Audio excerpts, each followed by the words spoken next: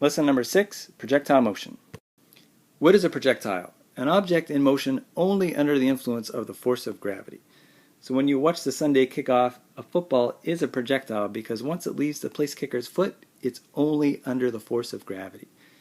When you're riding in an airplane, that is not a projectile because the airplane has engines that give it the force of thrust. Same as with the Rocket Man. Jetpack Man is not a projectile because he has the jetpack thrusters. A snowboarder, once you leave the ramp, is a projectile because he's only under the influence of gravity. The space shuttle back in the day, during liftoff with the thrusters, was not a projectile because it was under the influence of gravity and its thrusters. What is the trajectory of a projectile? Here we see the snowboarder leaving the jump and going through the air only under the influence of gravity. If we trace that path right here, we can see that path is not quite a circle. In fact, that path is called a parabola. And as you guys know that terminology from math class when you studied conic sections, here is an XY axis with a parabola on it from math. If we rotate this and turn it on its head, this looks more familiar to us for physics. We can see the parabola here showing the same parabolic motion of the snowboarder. Kicking a soccer ball. As you can see, as the soccer ball is kicked and moves through the air, it goes along the path of a parabola. Now let's label that and look at that motion a little more closely. So here's the parabola that the soccer ball follows, and we'll label that as a parabola. If we look at that motion a little more closely, we see the soccer ball goes across the field horizontally as it also moves upwards into the air. So it actually has two velocities. It has a horizontal velocity, or an x velocity, and a vertical velocity, or a y velocity. These two motions together give the resultant motion of the soccer ball, which is the velocity it was initially kicked at and the angle at which it was kicked at. So we're looking at two motions of the soccer ball, both horizontal down along the field and vertical as it goes up and then back down into the air. It's a combination of these two motions, horizontally down the field and up into the air, that give rise to the resultant motion of the soccer ball being kicked. Let's take a look at those two motions a little more closely. Although we kick the soccer ball as a projectile in a parabolic trajectory, if we isolate its horizontal motion, that would be the same as if the soccer ball was kicked directly straight down the field. Now if that were the case, there would be no forces in the x direction. It would only have this x component of velocity, which would therefore be constant.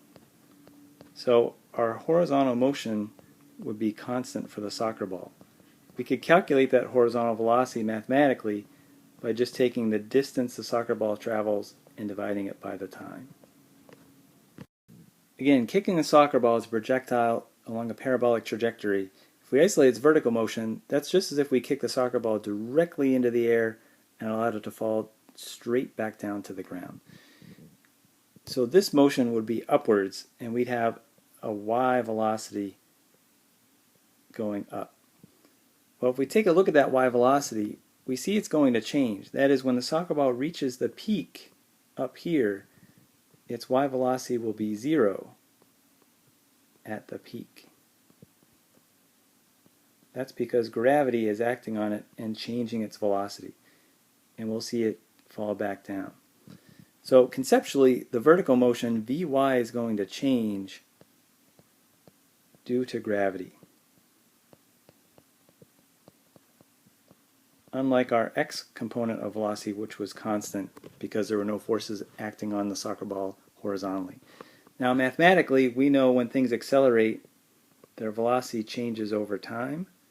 So here we're talking about the change in the y velocity specifically. That acceleration rate due to gravity is negative 9.8 meters per second squared.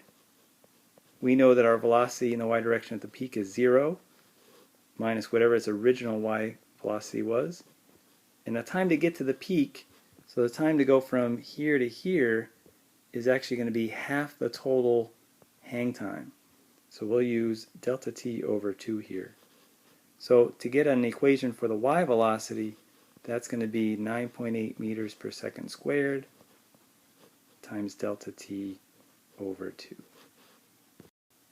The resultant motion of the soccer ball as it's kicked along the parabolic trajectory here, we can analyze it as a combination of its x motion and its y motion.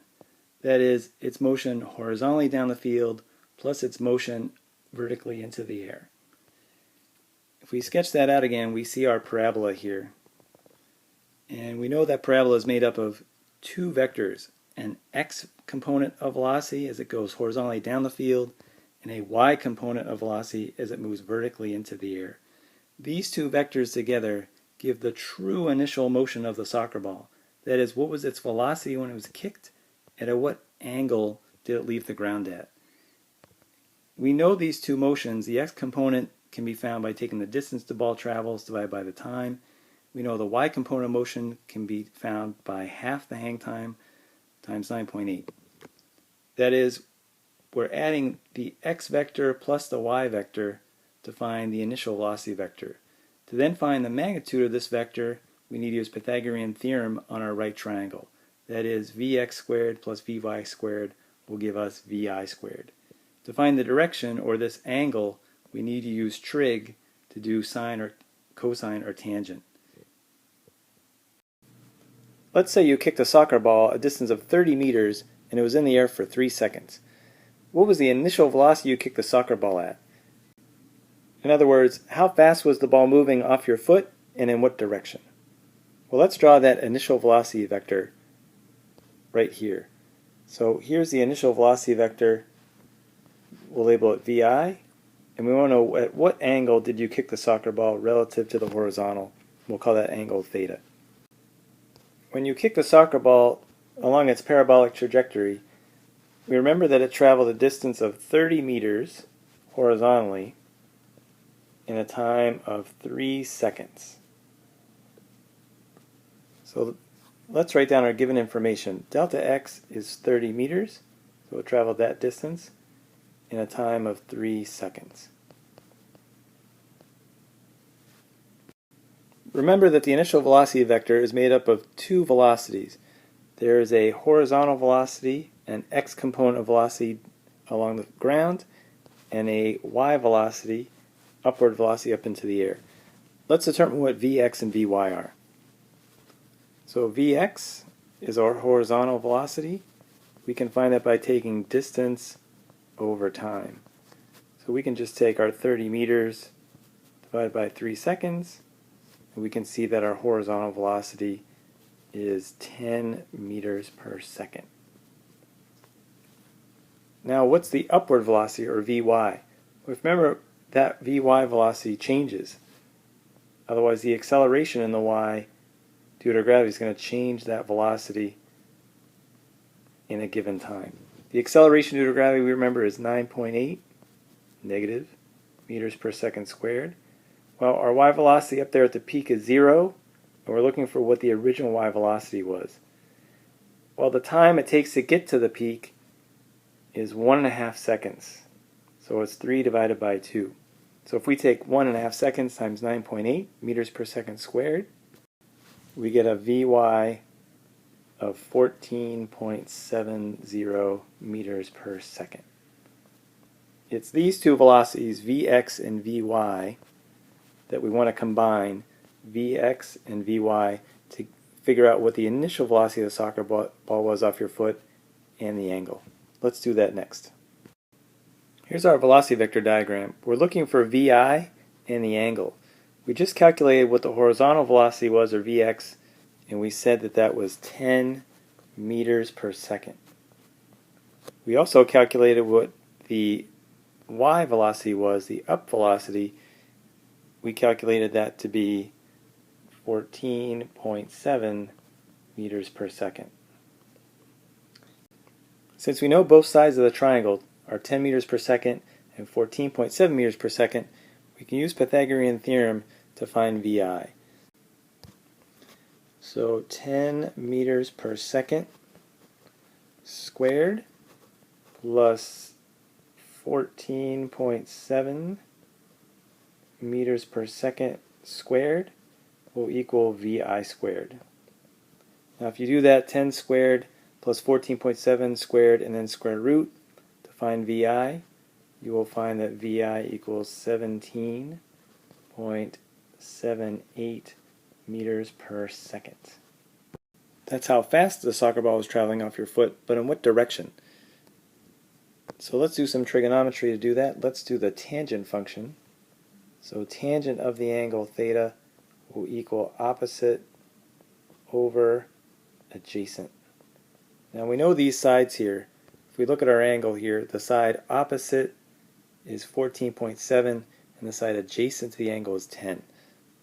Putting those in, so tangent theta equals 14.7, keep the units on there, meters per second, divided by 10 meters per second, gives us the tangent of the angle to be 1.47. Now to solve for the angle we need to do the inverse tangent. Tangent to the negative 1 of 1.47. So if you find that on your calculator, the inverse tangent function, you'll discover that the angle is 56 degrees. So there you have it. You kick the soccer ball at 17.78 meters per second and it made an angle relative to the ground of 56 degrees. You'll be further challenged to apply these concepts of projectile motion in the activity where you or a fellow student will be kicking a ball outside. Thank you for watching and see you in class.